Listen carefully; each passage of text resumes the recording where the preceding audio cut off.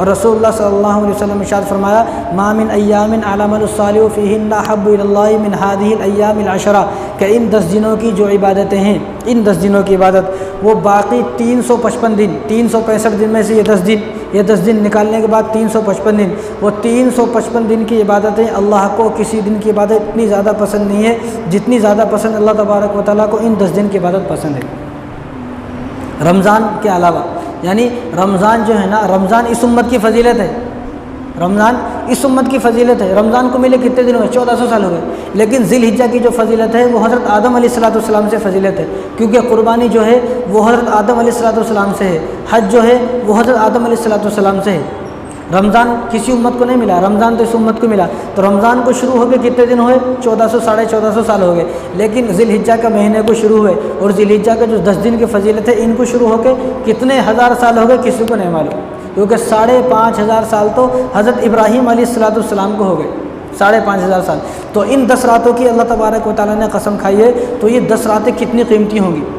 تو رسول اللہ صلی اللہ علیہ وسلم نے جب ارشاد فرمایا کہ ان 10 دنوں کی عبادتیں اللہ تعالیٰ کو بے حد پسند ہیں، اور دوسرے دنوں کا کوئی عمل اللہ کو پسند نہیں ہے جتنا عمل ان 10 دنوں میں کیا ہوا، تو صحابہ نے کیا رسول اللہ جہاد بھی نہیں؟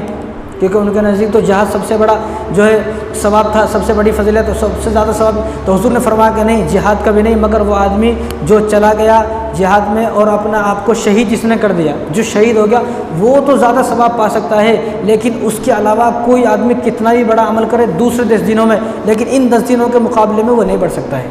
یعنی ان 10 دنوں کی اتنی زیادہ فضیلت ہے۔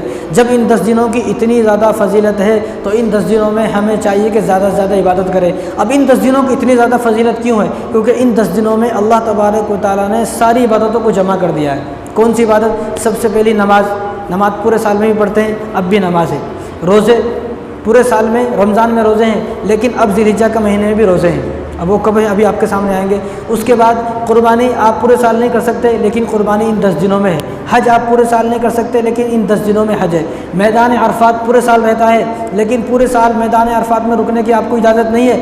اب 9 عرفے کے دن، 9 تاریخ کے دن، 9 ذی الحجہ کے دن آپ کو میدان عرفات میں جانے کی اجازت ہے۔ وہ کب ہے؟ وہ انہی 10 دنوں میں ہے۔ منا ہے، مزدلفہ ہے، عرفات ہے، اور قربانی ہے، حج ہے، جتنے بھی ساری عبادتیں، وہ ساری عبادتیں ان 10 دنوں کے اندر جمع ہے۔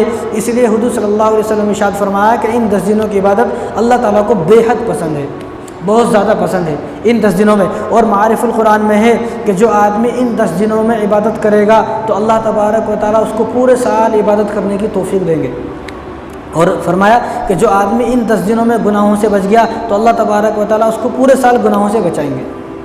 یعنی کتنے قیمتی 10 دن ہیں اب جو آنے والے ہیں 10 دن، 1 ذی الحجہ سے لے کر 10 ذی الحجہ تک۔ اب 1 ذی الحجہ کب ہے؟ اگر ذی القعدہ کا مہینہ 29 کا ہوا تو 1 ذی الحجہ 20 تاریخ کو ہے، 20 جون سے لے کر 28 جون تک۔